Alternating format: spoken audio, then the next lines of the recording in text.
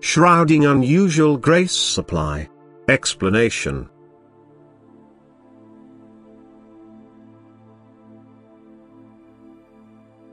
People in supreme grace are often unable to recognize grace as such, and this with God's permission, so that their struggle for it will not diminish and they will fall into a state which results in a reduction of the influx of grace.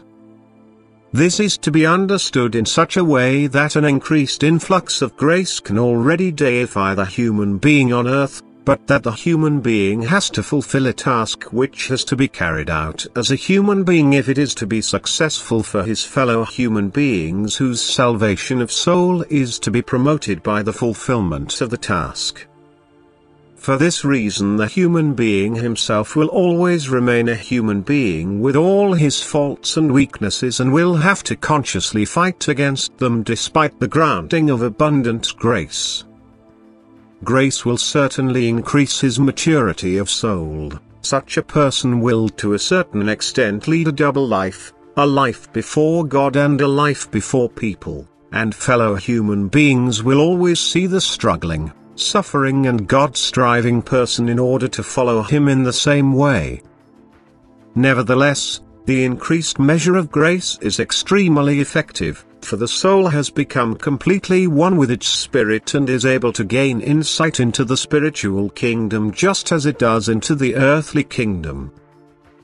The soul has deified itself but is still bound in the human shell and impels this shell to place itself completely at the service of God and fellow human beings in order to serve them as an example. A person can receive the graces unmeasured.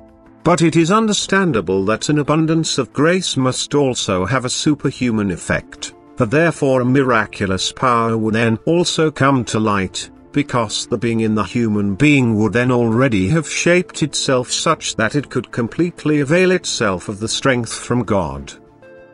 But such miraculous activity would mean a compulsion of faith, since the human being in possession of an abundance of grace would inevitably use his divine strength. Although this is permitted by God when and where it is beneficial for fellow human beings, the human being's environment would not always benefit from it. For this reason the influx of grace is concealed, but the soul develops into supernatural maturity and nevertheless affects its fellow human beings with good success without endangering their freedom of faith. Every person can appeal for grace without restriction, yet obvious activity of a grace-filled soul would make people unfree in their faith, which is why what could harm fellow human beings is very often veiled as long as they don't have the heartfelt desire themselves to unite with God and open themselves to the influx of His grace. He alone knows what is beneficial for people and how He can win His children. He alone knows what is good for them to become perfect. Amen.